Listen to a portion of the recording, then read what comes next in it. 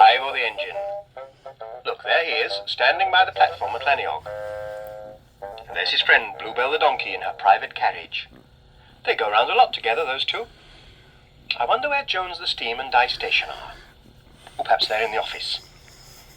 Oh, yes, so they are. And who's that other gentleman in a top hat? Oh, yes, that's Mr. Williams, the head office. Oh, very posh he is. Managing Director of the Merioneth and Lanticilly Rail Traction Company Limited. Well, there you are, gentlemen. I'm afraid that is the situation. My directors are concerned at the loss of revenue and are proposing to sell the railway to the Welsh National Railway Commission. Oh, yes, well, we understand that, Mr. Williams, but what does it mean exactly to us? I mean, what will happen to us? Oh, nothing very serious. You'll have to keep to the timetables and follow the regulations. I don't suppose they'll want you to go carting round donkeys in special trucks for no reason. But that's Bluebell. Yes, and I expect you'll have to issue tickets and work regular hours. And you know, will carry on like a branch line of the National Railway, which is what you'll be, after all. Well, but what about Ivor? I don't know what they'll do about the engine. I believe they're thinking of using diesel engines, so I expect they'll send him down to Pontypool Roads for shunting at the yard. Oh, but Ivor would hate that. He hates shunting. And the choir, they couldn't do without him. Yes, well, I dare say there's a choir at Pontypool Roads, but I don't know. The point is, the railway isn't run just for your engine's convenience. It has to make money. Oh, yes. Well, we appreciate that, Mr. Williams.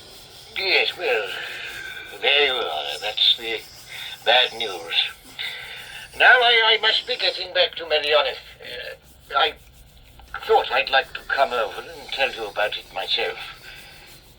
You know, we're just as sorry about it as you are, but there it is. Oh, well, thank you anyway, Mr. Williams. It was good of you to come. And Mr. Williams got into his Rolls-Royce motor car and was driven away.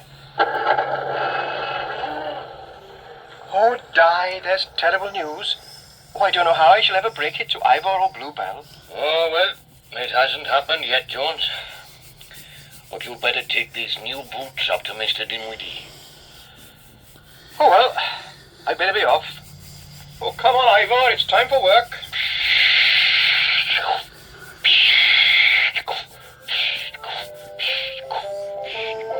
That was sad news, wasn't it? Jones and Ivor went up the line to Dinwiddie the gold miner's pit and told him about the railway being sold. But Jones, Bach, if the railway's up for sale, why don't we buy it? Oh, don't be daft, Mr. Dinwiddie. Where would we find the money to buy the railway? It would cost thousands and thousands of pounds. Well, I don't know. What you can buy depends on what you've got, doesn't it? Well, yes, but what have you got? That's the question. Look, come inside here a minute. See these cupboards? Well, look inside. Oh, what's this stuff? Dirty yellow metal in blocks. Oh, that's no good for anything. What's it made of? Well, what do you think? Oh, I don't know. Well, it's gold, of course, you stupid. Yes, and here, and here, and here, and in here. Gold. And under the table there, stacks of it. How did you get all this gold? Well, I dug it out of the hill and melted it down. How do you think? You could buy the railway with that lot. You must have tons of it here. I could buy the whole of Wales, England and Scotland as well. And you would buy the railway just so that we could go on as usual? Well, what's the use of having a bit of money put by if you can't help your friends, eh? Yes, of course, I'd be glad to. Oh, Mr. Dinwiddie, come down to Laniog with me. Come and talk to Dye Station. Oh, that's wonderful news. No, don't go off bang, Jones. Just you wait while I put my new boots on. Oh, and bring one of your dirty lumps of gold with you to show Dye. Oh, he will be excited.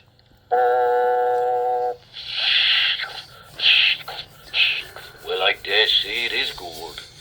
In fact, I'm sure it is. But are you quite sure it's the best thing to do about the problem? But of course it is. It's Mr. Dinwiddie's gold. He can spend it how he likes. Oh, yes. But if he spends any of it, people will come to hear that there's gold in the hill, and you know what'll happen then? What will happen? There'll be a gold rush. What do you mean? Great big machines tearing pieces out of the hill. Noisy, smelly towns growing up all around us. New railways built all over the valley and all over the hills. Oh dear, no, no, I think that's worse. No, Mr. Dinwiddie, I think you're right. You better put your old gold back in the hill. Morning, all. Well, you're a glum lot. Have they sold the railway or something?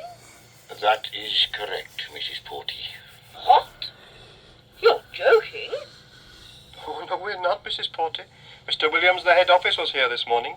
We're to be a branch line of the Welsh National, and there's to be no carting round donkeys for no reason. And timetables and tickets. And my loop line will be closed. And Ivor will have to go on to shunting at Pontypool Roads. Oh, there's tragedy. Oh, there's terrible news. Oh, Mr. Jones, I don't know what will happen to poor Bluebell. She'll be terribly sad without Ivor. Have you told them? Well, no, I haven't yet, Mrs. Porty. Come on, Jones Bart. We'll tell them now. Ivor, now listen, I'm afraid I've got bad news for us all. You see, the railway is going to be a bit different soon, and the Welsh National are going to take over, and you may be put on to some other sort of work. And of course it's been nice riding round on the railway with Ivor, but like all these things, it can't go on forever. Mr. Williams did say something about shunting at Pontypool Roads, and of course that's not a bad job, and Pontypool's a nice town really when you get used to it, and oh, Ivor, don't weep. Oh, now, Bluebell, don't be sad. Oh, come on, Ivor, I'll wipe your windows. Mr. Jones. Oh, yes, Mrs. Porty? Mr. Jones, I am known to be very rich, and I'm known to be very silly. Is that right? Well, you wouldn't put it quite like that. Unusual would be more polite, or fanciful, some people say. Right. Well, today I'm going to do the silliest and most expensive thing I ever did. What's that, Mrs. Porty? Have you got a decent carriage on this rotten old railway? Oh, there's not a bad one round the back somewhere. It's black and gold. Well, get it out and dust it. We're going to Merioneth. Merioneth? But that's miles.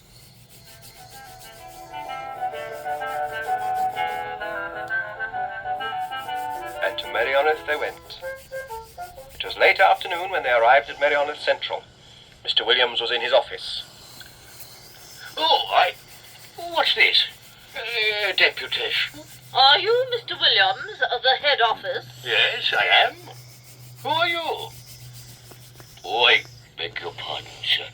This is Mrs. Porty. Oh, well, do sit down, Mrs. Porty, and you gentlemen. Now then, what can I do for you? I want to buy the railway. The railway, Mrs. Porty? I want to buy the railway, and I want to buy everything, lock, stock, and barrel. But what are you going to do with it? I'm going to leave it as it is, except that I shall do some of the work, and I'll have none of this sending Ivor off to Pontypool Roads for shunting, and leaving my old donkey by herself. And buy it she did, Mrs. Porty. Lock, stock and barrel, engine and rolling stock, stations and sheds and signals, the lot. She signed a cheque for, I daren't tell you how much money. And then they all went home.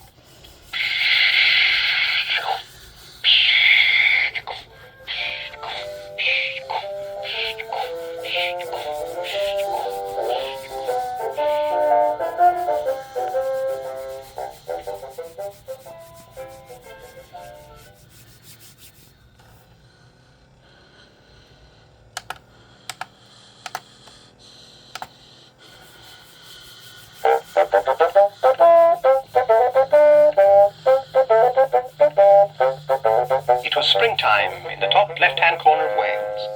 Time to clean out the dusty corners and time to wash small railway engines. Oh, what's that? Oh, the telephone. Answer it for me, would you, Bluebell? Oh, no, of course you can't. You're a donkey, aren't you? All right, I'm coming. Hello? Oh, hello, Di. Yes, just giving Ivor a wash. Yes, all right, I'll fill up his tank and we'll be up in a minute. Bye-bye. Right then, Ivor, we have work to do. Thank you, Bluebell. I'll have the bucket. We're off to Ranmad to fetch a new loom for Miss Plofsky, the weaving lady. Your tank is low, Ivor. We better fill it up. Hello? What have you stopped for? I've got to fill up your tank. Oh, now look, Ivor, we have to go under the water tower to fill up your tank. Come on.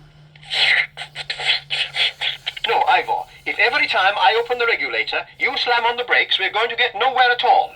And you'll very likely burst a feed pipe. So come on, under the water tower.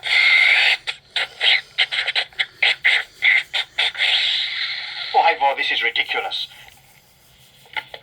Di, listen, Ivor won't go under the water tower. Look, I haven't the slightest idea why.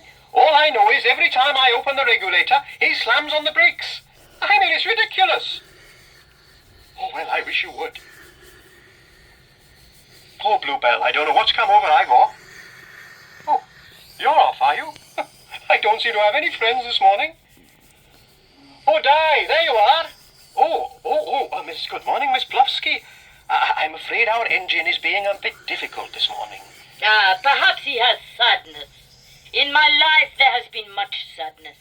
Believe me, I, Olga Polofsky, I too have known great sadness, and I am your friend.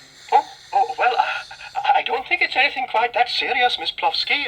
It's just that he won't go under the water tower. But Ivor is my friend. For me, he would go under Niagara Falls. Wouldn't you, Ivor? You see? Come, Ivor, I will lead you. Follow me. Follow me. Well, I'm afraid that isn't going to work, Miss Plofsky. As a matter of fact, one whistle like that means no. Ivor, now listen to me. I am the station master. It is my duty to arrange the work. I have told Miss Plofsky here that you will go to Ranmad and fetch her new loom. Now will you kindly go under the water tower and fill up your tank? Hello, everybody. What's going on? There's Mrs. Porty. Well, she actually owns the railway. So if anybody can tell Ivor what to do, she can. Mrs. Porty. Perhaps you have some authority over this disobedient engine of yours. He refuses point blank to go under the water tower. Oh, well, that's easily dealt with. Oscar, Aubrey, Lionel, you've had your holiday. Home time. Got you. Yes, you see, the water in the lily pond was black and dirty and full of all sorts of rubbish. Come on, Lionel. Home time. Oh, there we are. One has to be so careful with goldfish, you know. I had to put them somewhere. I knew you wouldn't mind. Oh, no, we don't mind. Only, if you just told us, we might have got on a bit better. Oh, Ivor knew, didn't you, Ivor? Good morning. Good morning, everybody.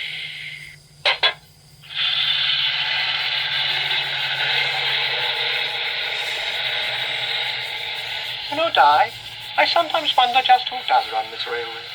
But this is master, so long as we are all happy. And that's quite enough from you, Ivor the engine.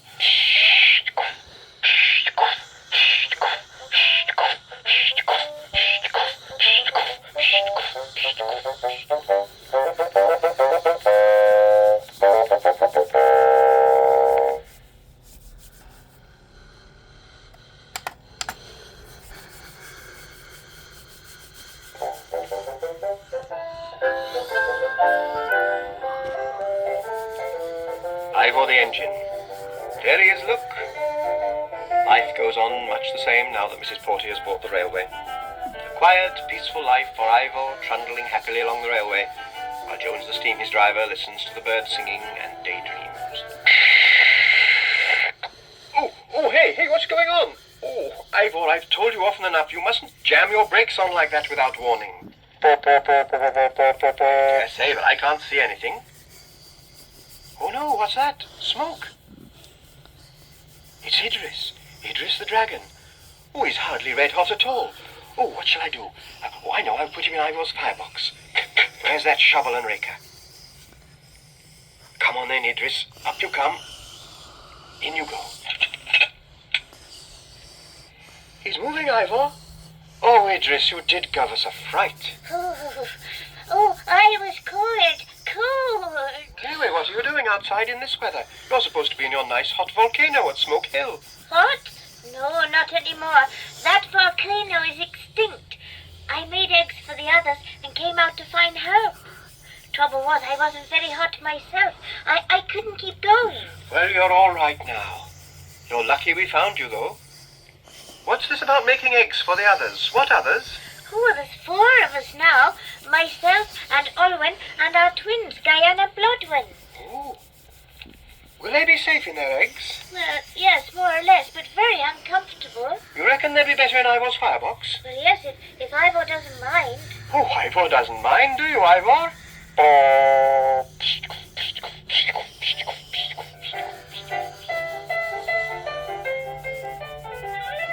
So Ivor took them to Smoke Hill, where Jones the Steam collected the 3 eggs and put them all safely in Ivor's fire. Now the question was, what to do next? Where can a family of red-hot dragons live? Professor Longfellow, Oh yes, Dice Station. do you happen to know of any volcanoes around here, Professor? Volcanoes? What do you want a volcano for? Well, it's for, we just happen to need one, like.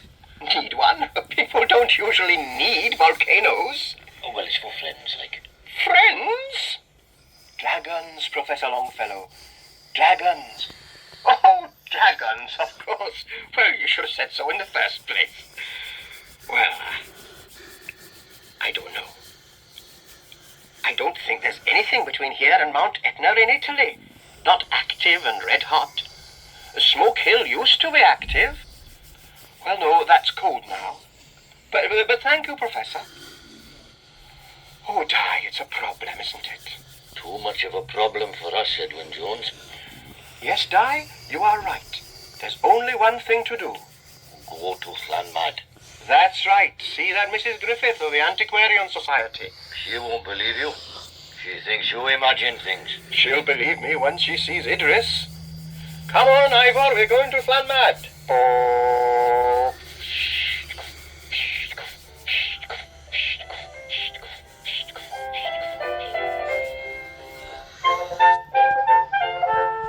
And to Llanmad they went.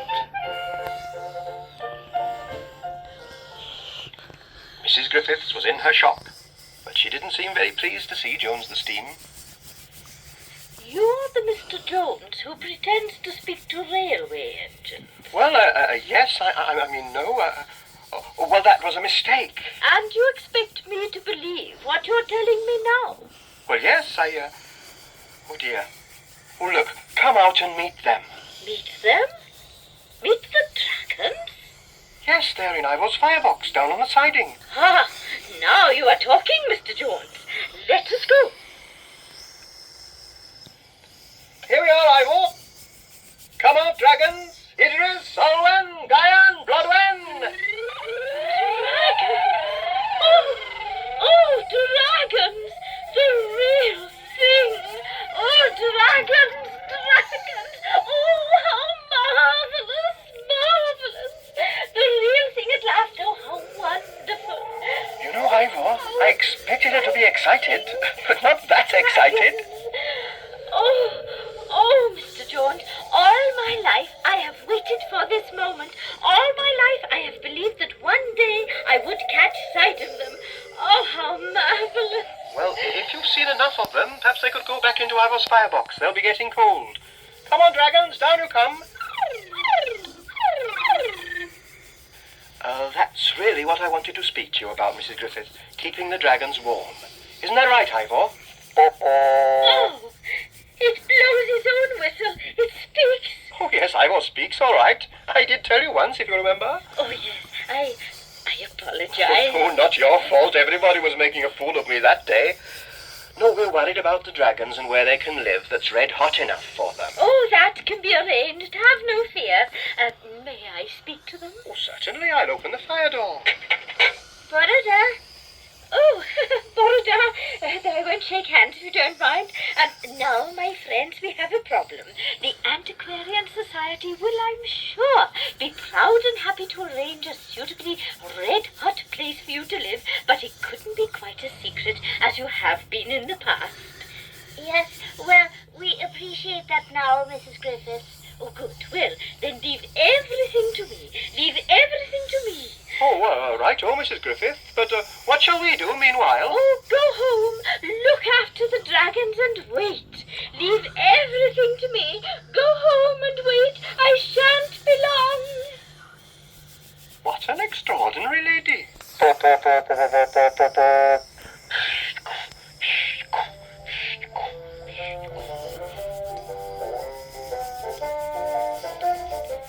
So they went home and waited.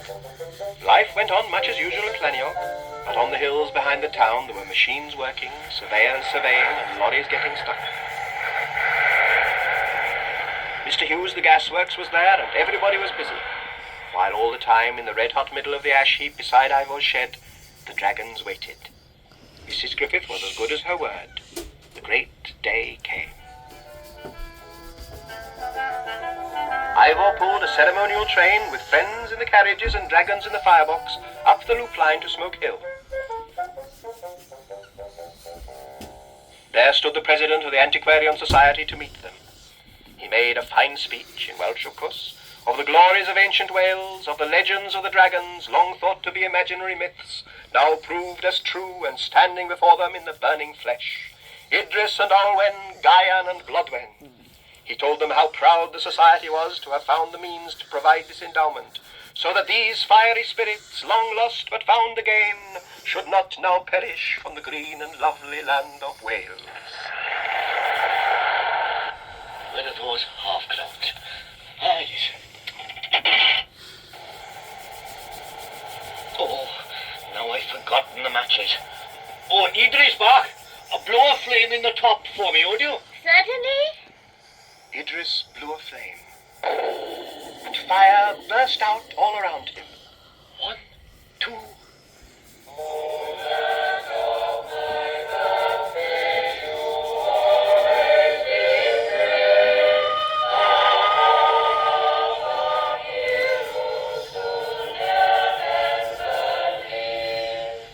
Everybody sang. High and clear above their voices rang out the voices of the dragons, singing their gladness from the heart of their own, permanently endowed, gas-fired volcano.